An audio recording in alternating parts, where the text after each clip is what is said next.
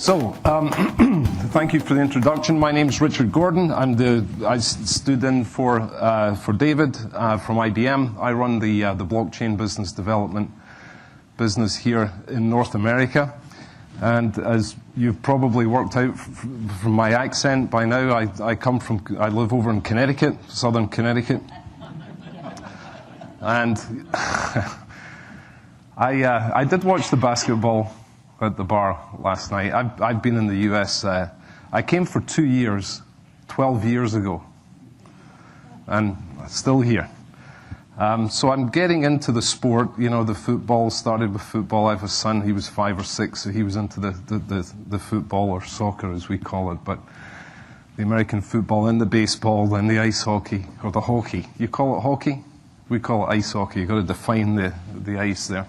And of course the basketball last night. But exciting game. But I got talking to a gentleman on my left at the bar beside me, and whilst we didn't really talk much about basketball, he was asking why I was here, what I was going to be talking about, and he said, "Okay, Richard, I've got the perfect some information for you about where you are." He said, "If anyone asks you a question tomorrow, the answer is 3 months, 3 weeks, 3 days." Okay. What's the question? And of course, that was the first thing up. I believe there are more pigs here than there are people. Is that correct? So I learned something. I learned more last night sitting watching that basketball than I did the entire rest of the day. So anyway, we're here to talk about blockchain now. Most of the time, when you mention blockchain, what do you think of? Nothing? Cryptocurrency. Thank you. Bitcoin. And Bitcoin was one of the first applications for the blockchain technology. But we're not going to talk about cryptocurrency today. We're not going to talk about Bitcoin. I can later if you want to talk about that, but IBM is not really involved in the cryptocurrency world. We're more interested in talking about what we call blockchain for business. And what we've done is we've taken that technology and we've applied it to our business, our clients, and our enterprise clients from a business perspective. Now, and the other thing that I did actually complain about this picture. Anyone guess what's wrong with that picture there? No? You're very quiet. I was told everyone was going to ask me questions today. Very interactive. I would have preferred some Highland cattle up there. You know, the hairy stuff, but what can you do? Okay, so what we're going to talk about this morning is this, this what we call traceability and transparency. And Mr. Bobo mentioned this a couple of times in his presentation, and he mentioned the skeptical consumer. You know, where does this really come from? What am I eating today? Because all I've really got to go on is the label on the product that I'm buying, whether it's a piece of chicken, a piece of pork, a mango, whatever it happens to be. And what we're seeing today more and more is that big retailers, and in some cases the big food companies, they want to own that relationship with the consumer. And of course, they want to be perceived as knowing about the provenance of the product. But of course, the fact is they typically don't. I mean, I live in southern Connecticut, Fairfield County, and I'm quite sure the guy that works behind the meat counter in my local Walmart has probably never been on a farm. But I'm expected to, he's the guy that I'm going to trust to tell me, was that, did it grow up on a sustainable farm? Did it eat organic? Was it organically grown, whether it was an animal or a vegetable? And that's really the only person that typically is the person that I can ask. Now, there's also the label, and of course I can read the label, but again, it's a label that's just stuck on a piece of paper. And one of the statistics that I picked up recently was that and maybe is Mr. Bobo still around? There he is. You were great with the numbers.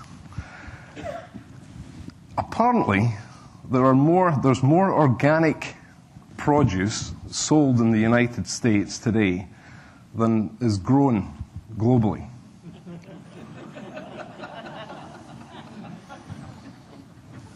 Just food for thought, really. And if you think about, and again going back to the skeptical consumer, if you think about what blockchain technology can give, I'll talk a little bit about the technology in the next couple of slides. It allows you to connect networks. It allows you to connect typically siloed manufacturer or a farmer with a distributor with a processor, and it allows you to join seamlessly those processes and systems together to allow the consumer access to the farmer. And we'll talk about that in a second. And I was thinking about an analogy that we could maybe use. And if you think today about Facebook, I mean, I guess there's some grey hairs out there like me. Everyone got a Facebook account? Probably. Instagram. You think of these social media outlets now on the internet. Now, what do they, apart from sharing people's birthdays and what you've been doing and what you're eating and what you're not eating, the other thing that it allows you to do, and this is a big new market over the last few years, is it allows the brands to connect directly with the consumer, which is a big change in the marketing organization. All of a sudden, you have a brand, whether it's a Taylor shoe company, Nike, whoever, they now have access directly to their consumers, whereas before they typically had to go through a number of siloed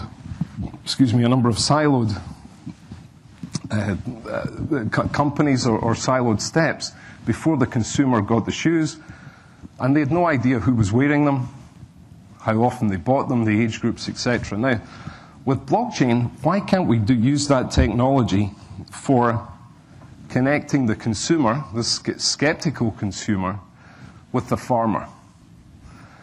Wouldn't it be great if I could ask, either via my mobile phone when I'm in Walmart or Stop and Shop or wherever I happen to be, I don't need to trust the label. I don't need to ask the guy behind the counter or the gal behind the counter that's probably never been on a farm where this came from, were the chickens happy, jumping around in the latest and greatest chicken coop, because they really don't know. They're going to tell me anything I want to hear so that I buy this product. But wouldn't it be great if I had access directly back to the farmer? And what blockchain technology is going to do is going to allow that connection between the consumer, the skeptical consumer, and the farmer. And that's going to generate this trust. It's going to drive consumer trust because you're getting to know the guy that grew raised the cattle or grew the lettuce or the mango, rather than just ask the person behind the counter. So if I talk just a little bit, is this what I use here for? Thank you. So let's talk about the technology just for a second. I promise I won't go into too much detail, unless, of course, you want to, and I think we'll be available for some questions later. So what really elevates business into a new place? It's not so much the systems that operate in isolation, but it's more how these systems operate together and how to connect these, what we call these networks of networks, together to drive value and drive information from one end of the supply chain, or the food chain in this case, to the consumer or the end user.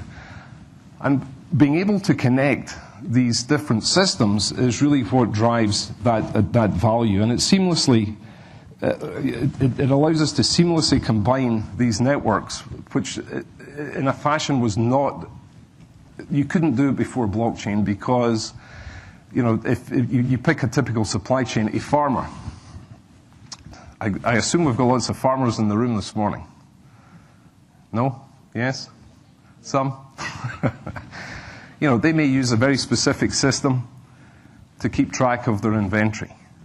Then you have the distributor or the processor who uses a completely different system. Then you have the warehousing and wholesale company that use a different system, and then you have the retailer. Before blockchain technology, it was very difficult to convince these different entities to talk to each other from end to end. You know, the buyer might talk to the seller at the beginning of the supply chain, but as you go through, you're kind of losing that visibility down the supply chain. So what blockchain technology does, it gives you a highly secure and highly sufficient way of connecting these disparate systems to create this network, this transparent and trusted network, so that you can connect all the way from the retail store, or effectively the consumer, to the retailer. So there are three principles of how this works. And this is my last slide on blockchain, then we'll start talking about some use cases which I think you'll be interested in. It's open by design. Now, what does that mean, it's open by design? It means anyone and everyone can join a blockchain network. The technology, the security, the cryptography that comes with blockchain allows anyone to join and everyone and anyone to control that blockchain. Now, what does that mean? What that means is if I join a blockchain network and again, I'll make some numbers up. I grow, 10,000 lettuces a month, and I sell 5,000 to Walmart and 5,000 to Stop and Shop, but I sell them at different prices.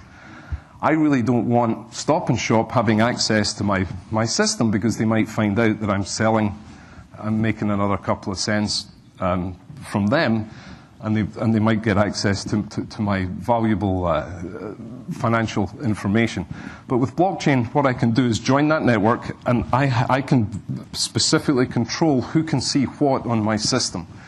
So if I don't want them to see, if I don't want Stop and Shop to see any of the financial information, I can switch that off. I have complete control, and with 100% security, that they won't be able to see what they're not allowed to see. So whilst I'm joining the network, I can control the network. And of course, we're striving, as it says there, from the network to what we call these networks of networks, where people will start to interconnect with their different processes and their different products and processes. But let me give you an example of what we're doing with blockchain in the food industry. Has anyone heard of, excuse me, what we call the Food Trust Network? One, two, couple of folks there. Great. So the Food Trust Network, you can see there's a timeline at the top of the screen there back in 2016. Now, blockchain is a very new technology, a relatively new technology, but back in 2016, we were approached by Walmart to help fix a problem. And that problem was the one around pork, was in China, about the traceability and safety of pork products in China. Apparently, things, we won't go into too many detail, but there was other things getting in to that supply chain that weren't necessarily pork. And the same thing around mangoes here in the United States. Now, I'm sure some of you may have heard of Frank Yanis, who was the head of food safety at Walmart. He was a big supporter of this project, and one day he went into his office with a packet of mangoes, pre-cut mangoes in a plastic container, put it down on the desk in front of his team, and he said, okay, the team meeting today, I want to know where these mangoes came from. I just picked them up from the store on the way up to the office. Where did they come from? And of course, there was silence around the room. They looked at the label, and he said, okay, I'll leave it with you. Go find out, tell me where these mangoes came from. Now, if you don't know or you haven't heard this story before, please don't shout out, but have a guess how long it took the food safety team at Walmart to source where those mangoes came from. Have a guess. A week. 8 days. It took them 8 days to track those mangoes. Now, if you have people eating those mangoes and being sick, 8 days is an awful long time. You need to be able to source these things much faster. So that was the pilot, that was the proof of concept that we used here in the US with Walmart to trace these mangoes. Today, now that we've connected all those what were previously siloed operations all the way back down to the farmer, it now takes Walmart just over 2 seconds to trace where the mangoes come from.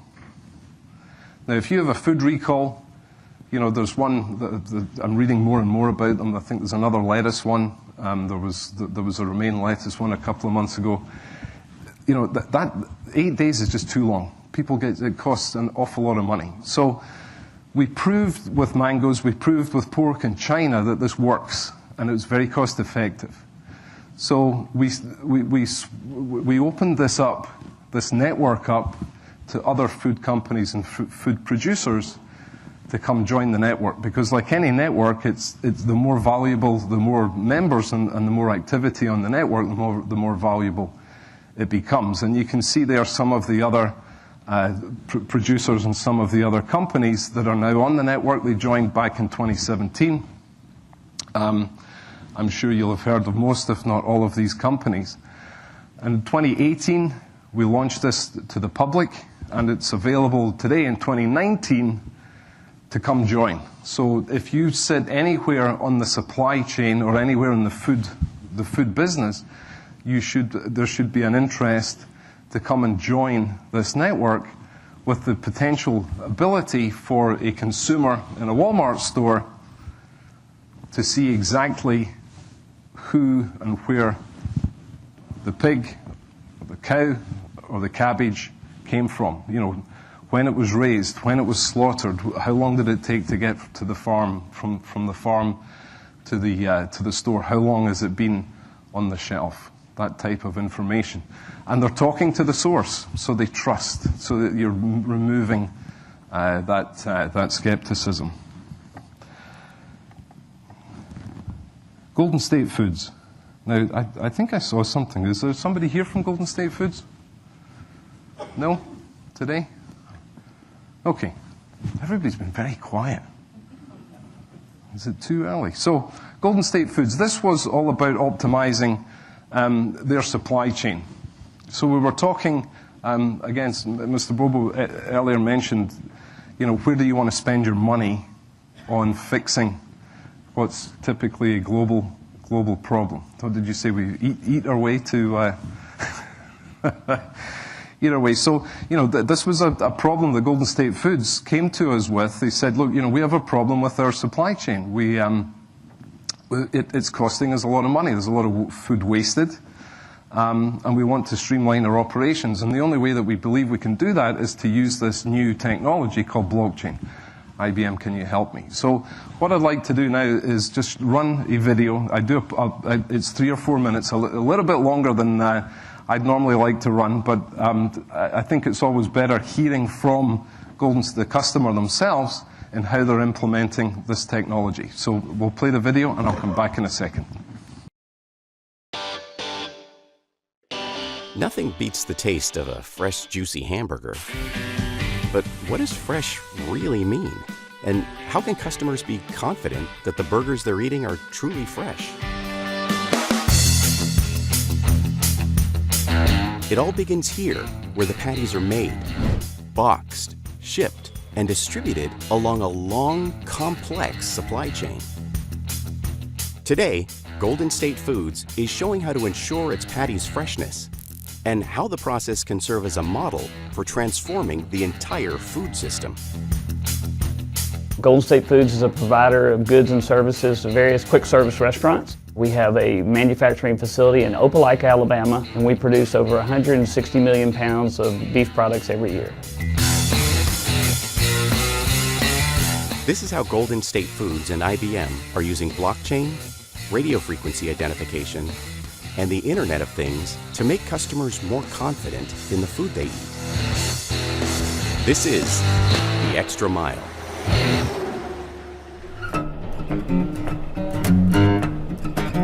Personally, fresh is right off the hot grill. You call it fresh. It hasn't been held for too long. You call that fresh. GSF has always been known for high quality, innovation, and customer service. For us to be able to show that freshness along the supply chain journey has been the mission. Beef cattle industry is very segmented. You have three different parties in here. You have the supplier, you have us, and the restaurant. So that's three different systems, and each system comes with a host of issues. So there's ambiguity in front of me and behind me because I don't have access to their systems. I have to make a phone call, send an email. I have to have an action that grabs data from them. The lack of transparency is not because anything's being shielded, it's just because of the segmentation. With a blockchain solution, there's no action. It's already there. I just log in and look. The ability to stream data along the food journey is that aha moment for us. We had to focus on going after the right partner in this journey, and IBM became a natural choice for us.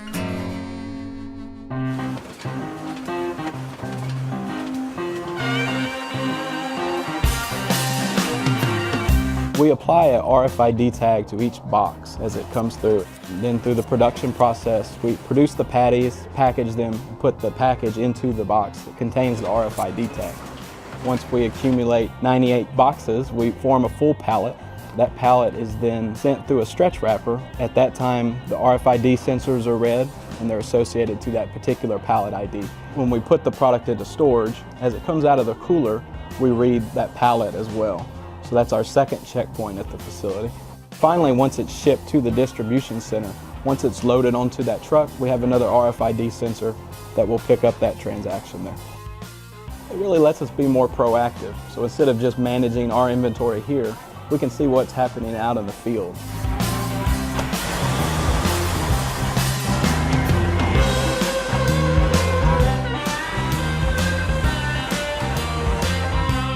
In Garner, North Carolina, the cases are unloaded at this distribution center before being delivered to restaurants in that region. As you can tell, this is a very busy distribution center. We do about 1,300 deliveries a week, and we move roughly 600,000 cases throughout the facility.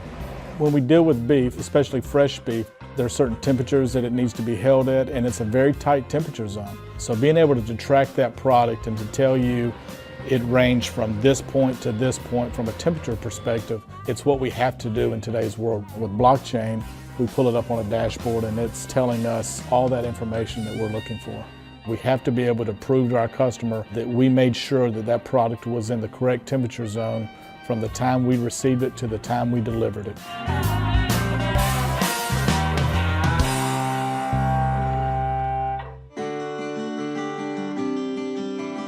Once the beef makes it to a restaurant's cooler, all parties in the supply chain continue to monitor the product right up until it's taken out to be prepared for customers.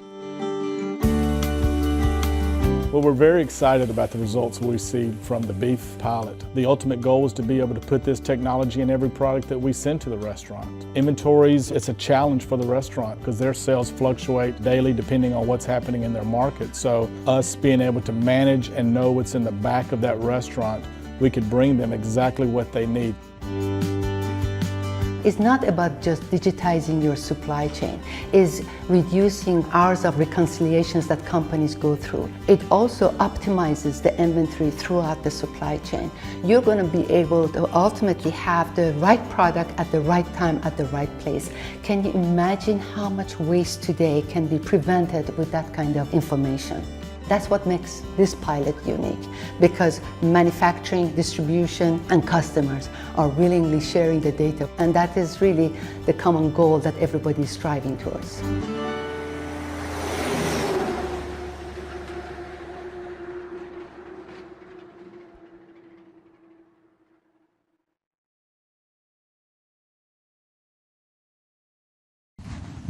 Pretty cool, huh?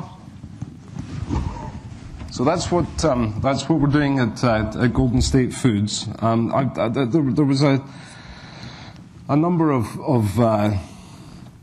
different use cases that I wanted to share with you, but I'll just do one more. So Carrefour a big retailer in Europe, based in France. This is what they were doing in Spain. Again, the skeptical consumer, they wanted to start instilling trust or consumer trust. So what they've done in Spain now, you can go into a Carrefour with your cell phone, download their app, and you can scan that QR code, and it will give you all the information that you would require, I guess, or that you would like before you make a choice of whether you buy that chicken or not. It tells you, where it was grown, the name of the farm, maybe the date it was slaughtered, the date it was processed, the date it turned up in the store, and how long it's been on the shelf. And there are multiple examples that we can talk about later and share that I can share with you.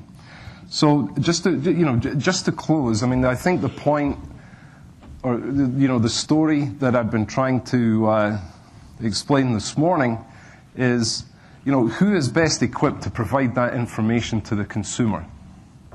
Sustainability, was it humane practices? In what environment did the pig or the chicken or the cattle were they raised? Is it the gentleman there behind the counter in the store, or is it the farmer that's maybe a third, fourth, fifth generation farmer and knows that business back to front? And I would suggest it's the latter.